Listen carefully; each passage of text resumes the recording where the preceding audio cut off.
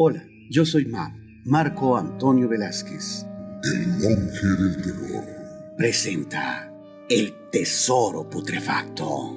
Los asesinos seriales han sido la peor pesadilla de los policías en los distintos países en que cometen sus crímenes. Él era inspector en jefe de la policía. Le faltaba menos de un año para retirarse. Creía que lo había visto todo. Sin embargo, esto era aterrador. Un loco andaba suelto asesinando mujeres. Era diferente a lo que el inspector Mireles sabía de esas bestias humanas. No encontraba un patrón que pudiera predecir cuál sería su siguiente fechoría para adelantarse y poder atraparlo.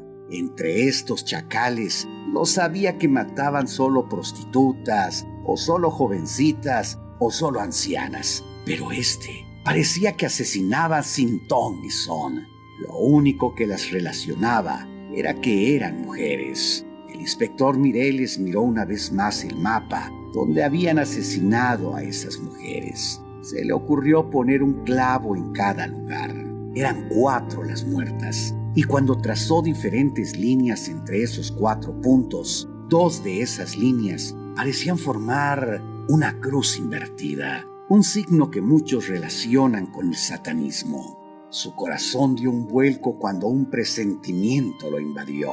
Probablemente, donde se unían las 2 líneas en ese punto debía buscar. Era la esquina de una calle donde había una casona vieja. Recordaba haber pasado por ahí y haberle solicitado al ayuntamiento que pusiera la cinta amarilla de precaución. No pasar, construcción en peligro de derrumbarse. Esa casona podría ser el escondite, ya que por obvias razones nadie pasaría cerca, mucho menos entraría. Aunque eran las 2 de la mañana, llamó inmediatamente a 4 de sus hombres y personalmente fue hacia allá. Tenía la esperanza de poder capturarlo. Dejaron el auto lejos para no despertar sospechas. Rodearon la vieja construcción y con ganzúas abrieron el viejo portón. Entraron sigilosamente. Escucharon un murmullo al fondo. Se acercaron y por la ventana vieron con horror que un hombre estaba celebrando un rito demoníaco. Tenía sobre una mesa a una chiquilla. Estaba amordazada y atada de pies y manos. Habían velas negras y figuras demoníacas. Afortunadamente, habían llegado a tiempo. Uno de sus hombres entró rompiendo el ventanal, mientras él y otro de sus compañeros abrieron la puerta de la habitación. El asesino primero los miró sorprendidos. Luego, con el tremendo puñal con que iba a asesinar a la niña, se lanzó contra ellos. Lograron someterlo, desataron a la pequeña y se lo llevaron detenido. El inspector Mireles pensó que la pesadilla había terminado. Al asesino lo condenaron a morir por envenenamiento. De acuerdo con la ley, en el momento de aplicar al condenado la inyección letal, debían estar presentes el jefe de la policía, el juez que lo había sentenciado, el presidente del jurado, el fiscal y obviamente el verdugo. 5 personas. Llegaron puntuales a la cita. El asesino, al verlos reunidos, los insultó y los amenazó con que regresaría de la tumba a cobrar venganza, que los mataría a todos. Esas amenazas son muy comunes en todos los condenados a muerte, así que no le hicieron caso. Solo Mireles se estremeció. Él, por un presentimiento, dedujo dónde capturarlo, y ahora, por otro, sintió un escalofrío recorrer su cuerpo. A una señal del juez, el verdugo inyectó el compuesto mortal. El asesino se convulsionó y aún así siguió gritando obscenidades y amenazas, hasta que la espuma que brotaba por su boca le impidió seguir hablando. Después de unos minutos, todo terminó. Concluida su macabra labor, todos se retiraron. No había pasado una semana cuando llamaron al inspector Mireles. Habían encontrado muerto al verdugo del caso del asesino serial. Llegó a la casa donde lo habían asesinado. Entró a la habitación y ahí estaba el cadáver. Tenía un rictus de terror en el rostro. Sus ojos lo miraban desorbitados. Le extrañó un olor fétido y putrefacto que flotaba en el ambiente. Se extrañó que no había señales de lucha. La casa estaba cerrada y no habían forzado ninguna puerta ni ventana. En la habitación encontraron pequeños charcos de agua que apestaban asquerosamente. En el cuerpo no había pistas para saber qué arma habían utilizado para asesinarlo. Mireles nuevamente se estremeció, recordando la amenaza del asesino serial. ¿Este crimen era una coincidencia? La autopsia reveló que, increíblemente, había muerto por asfixia. En sus pulmones se encontraron agua putrefacta. 3 días después hallaron muerto al juez que había condenado al satánico, como la prensa llamó al asesino serial. La familia del juez había salido. Él estaba solo en su residencia y todo era semejante al asesinato del verdugo. El inspector Mireles no creía en coincidencias ni en fantasmas. A la noche siguiente lo llamaron. Era el fiscal. Estaba aterrado. Le dijo que habían matado al presidente del jurado exactamente igual como a los demás. Eso ya no era coincidencia.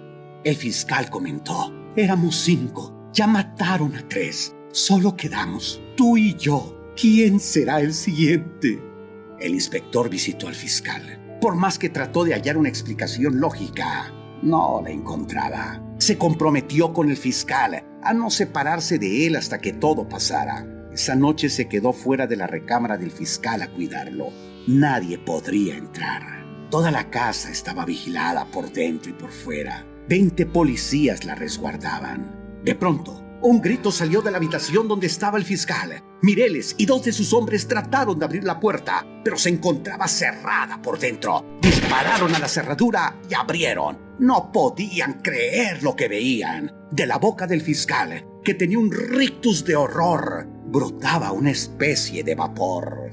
El olor era asqueroso. Sintieron náuseas. El cuerpo del fiscal quedó en el suelo, mientras el vapor, o lo que fuera, adquiría una forma humana. El inspector, como tenía la pistola en la mano, le disparó, pero las balas simplemente pasaban entre esa cosa. Era como un plasma. Lentamente se trasladó hacia el cuarto de baño. Ahí se fue disolviendo dentro del sanitario. Solo quedaron unos pequeños charcos en el piso. El agua era pestilente. El fiscal estaba muerto. Solo quedaba vivo el inspector Mireles. Era difícil de aceptar lo que habían visto. De pronto, una idea se le ocurrió. Abordó su autopatrulla y se dirigió al crematorio. Tenía que saber qué había pasado con el cadáver del asesino serial, de El Satánico. Habló con la persona que había incinerado el cuerpo y le preguntó que qué había hecho con las cenizas. El empleado le dijo que como nadie las había reclamado, después de unos días simplemente las tiró por el drenaje. El inspector Mireles pensó que era imposible la teoría que se le estaba ocurriendo, pero parecía que esas cenizas, al entrar en contacto con el agua asquerosa de las cañerías, había creado, de alguna forma, aquella cosa que se metía por la boca y asesinaba a sus víctimas. Las balas no le hacían nada a ese ente y pensó que la solución podría ser tan absurda como todo lo que estaba pasando. El siguiente muerto sería él. Buscó un lugar despejado pero que tuviera algún registro de aguas negras y lo esperó. Por la noche, aquella cosa se presentó. Lo vio salir de la alcantarilla y dirigirse hacia él. Mireles tomó el lanzallamas que tenía preparado y lo dirigió hacia ese ente. Su plan funcionó. Mientras el ente se retorcía y aullaba espantosamente, el fuego evaporaba el agua. Solo quedó esparcido un polvo negro. Eran las cenizas del asesino serial. Con mucho cuidado las recogió, las puso en un recipiente metálico y se las llevó consigo. En la caja fuerte de su casa las colocó. Nunca más, por ningún motivo, esas cenizas deberían entrar en contacto con el agua del drenaje. Las guardó y cuidó como si fueran un tesoro. Un tesoro macabro. Un tesoro putrefacto. Si esta historia fue verdad o mentira, no lo sé. Dale like a este video y compártelo para que todos estén prevenidos, ya que existen fuerzas negras que nos pueden perjudicar en cualquier momento. Yo soy Marco Antonio Velázquez. Te espero en la siguiente historia que me envíe El monje del terror.